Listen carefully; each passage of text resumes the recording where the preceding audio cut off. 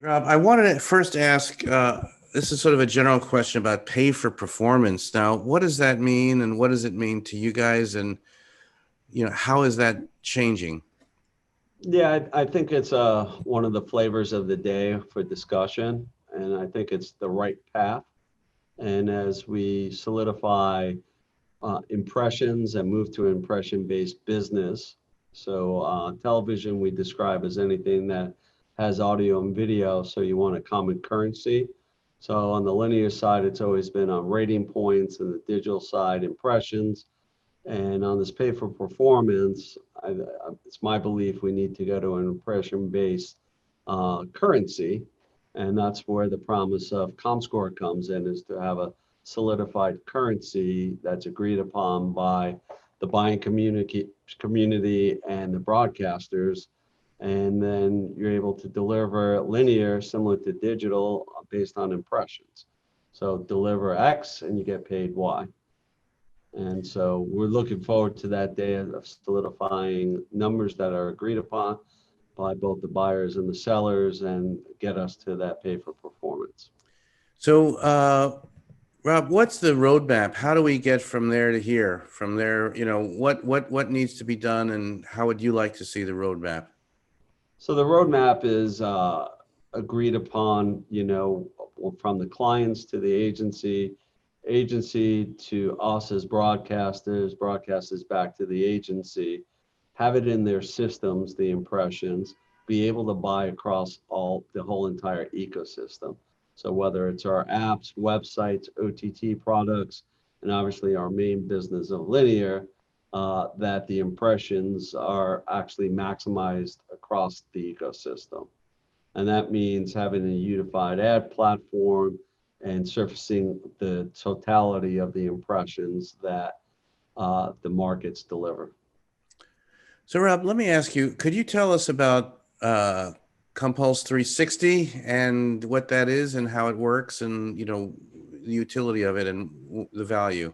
Yeah, so Compulse 360 is our digital agency, and Compulse, one of the main products is our OTT business. They sell our own OTT assets as well as uh, representing many different publishers through the arbitrage business, and we're able to geo filter those ads on the OTT basis, along with web impressions, mid rolls. So it's going out there and again starting that creation of selling 360 world of linear and digital.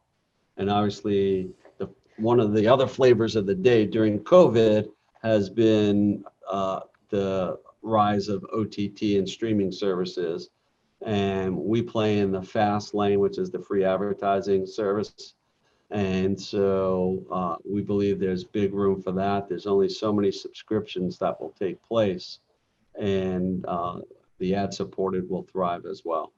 Rob, you guys are, obviously one of the biggest local broadcasters, and I was wondering about what needs to be done to escape sort of the inertia of just local TV and transform itself more broadly into OTT, cross-platform. Opportunities are local. National advertisers are looking at local. Lots going on. Tell us sort of what's happening in the local marketplace as far as platforms and buying. Yeah, we believe our product needs to be reached in the omni-channel universe. Several years ago, we launched our OTT product, Stir, which has over 115 channels currently on the platform. The centerpiece is the local stations and local news. We own News On, which is an amalgamation of several local broadcasters highlighting news across the country in a one-stop shopping.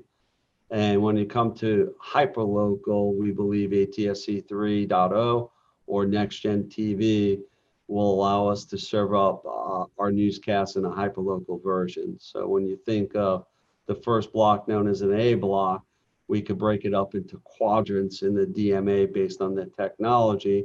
And depending on what geo you live in, you will see a different opening A block than you would from somebody 20, 30 miles away. So we really look forward to The seating, we just started launching along with the other broadcasters, the technology, and it'll be continued to roll out through 2020, 2021.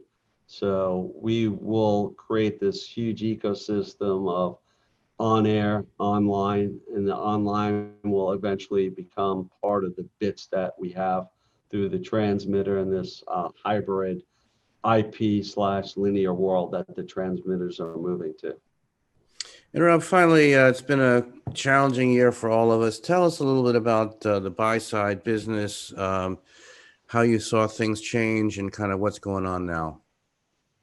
Yeah, I think that at the onset of the pandemic, we were in unprecedented times working, most companies made the decision to work remotely, how to get your infrastructure set up with proper VPNs, being able to access the files and information that you need. So we've been able to ride out that first wave of the onset of the pandemic, and where we saw a rash level of cancellations.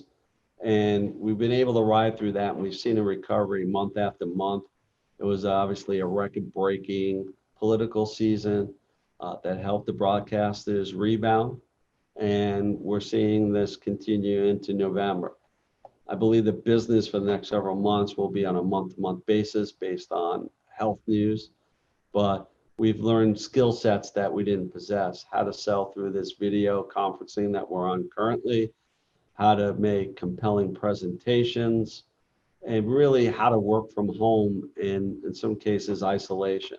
And so we've been able to adjust very well. And I think all broadcasters have adjusted to what the times have brought us, as well as the buying community, which is working remotely as well. So I think we're entering a new hybrid type of norm that what was pre-COVID probably won't exist post-COVID, and there'll be some type of hoteling factor in where you come in a couple days a week, but also work from home. I think the productivity level has gone up because you're not losing any time commuting to work, and you're able to start your day right off the bat. So what we worry about is burnout and fatigue. So we continue to coach to take breaks and what we call take a walk to the balcony and de-stress your body and then go back to work. But I think technology will come in, and the companies that are able to become more agile will win in the future.